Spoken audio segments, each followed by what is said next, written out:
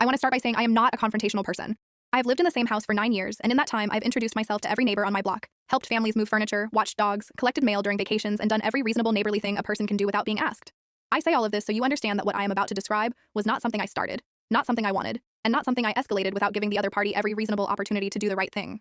His name is Richard, and he moved in next door 3 years ago, and within the first 6 months made it his personal mission to claim as much of the boundary between our properties as he possibly could without anyone technically calling it theft. It started with a fence. He had a contractor come out on a Monday morning without any prior conversation and install a new fence along what Richard described as the property line. And when I got home that evening, I noticed immediately that something was wrong. The fence was sitting roughly 2.5 feet inside what I had understood to be my yard based on 9 years of mowing, maintaining, and paying property taxes on it. Not a dramatic amount. Just enough to be genuinely significant over the full length of our shared boundary, and just subtle enough that a casual observer might not notice without looking carefully.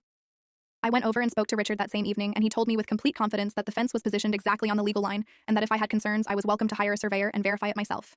So I did. I hired a licensed land surveyor who spent most of a morning walking and measuring the complete boundary using the recorded plat on file with the county, and when he was done, he showed me precisely where the legal line fell. Richard's fence was 2 feet and 8 inches inside my property. Not close to the line, not a matter of interpretation. 2 feet and 8 inches of my yard that Richard had simply decided was his, fenced off, landscaped with his own plants, and was now mowing every Saturday morning with the quiet confidence of someone who believed nothing was ever going to happen about it. I sent him a formal demand letter via certified mail requesting he relocate the fence to the correct boundary within 30 days, or I would pursue every available legal remedy. Richard signed for the letter on a Tuesday morning. On Thursday, I found a handwritten note in my mailbox that said, and I am quoting this exactly because I kept it in a specific drawer for a specific reason, "Good luck with that." I read those 4 words, put the note back in the envelope, placed it carefully in the drawer, and picked up my phone.